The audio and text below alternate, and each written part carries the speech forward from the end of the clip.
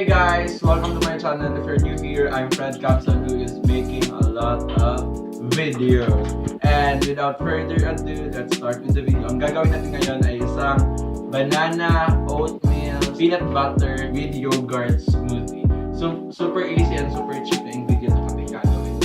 Without further ado, let's start with the video. Woo! Ang mga kakailanganin natin ngayon sa smoothie na to is very simple and very cheap. Banana, pwede nyo i-freeze dati or overnight. Instant oatmeal, kahit ano basta instant lang, regardless ang brand. Yogurt, choice nyo kung ano ang piliin nyo na yogurt. Ang pinili namin is isang Pascual Greek yogurt na vanilla flavor. Then, peanut butter, any brand, isang cup of milk. Yeah, any milk of your choice. Pwede hindi non-fat, pwede kahit ano. Ang gagawin natin first is banana. Lagay natin dito. Kung isang serving lang gagawin nyo, pwede na rin ang isang banana. Pwede nyo rin i-freeze para yun ang mag-sleeping ice. Then, tatlang gagawin natin ngayon, dalawang banana. 8 tablespoon na oatmeal dahil dalawang serving ang ating gagawin. Pero kung isa lang, 4 tablespoon of oatmeal or instant oatmeal. Next is milk, 1 cup of milk.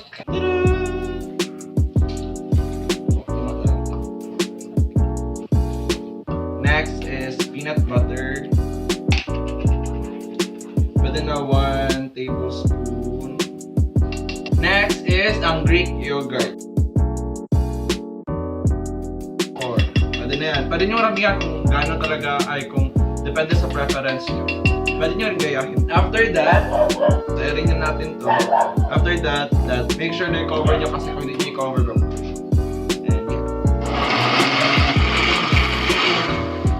Ayan, tapos na. So, kung merong mga excess powder, mix it for the last time. Or pulse na lang. Ready na siya ilagay sa baso.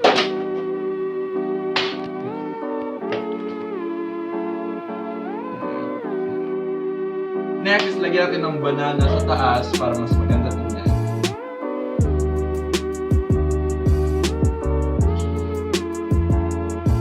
Ito na nga ang ating oatmeal, banana, peanut butter with yogurt smoothie. Ito na nga yung tayo na titikman natin. I would recommend this. Ito na ang pwede nyo maging breakfast this quarantine. It's super easy na i-prepare at super dali lang ng mga ingredients na piliin and super affordable. Again, Fred Capson here. Don't forget to like, comment, subscribe to my channel to see more videos.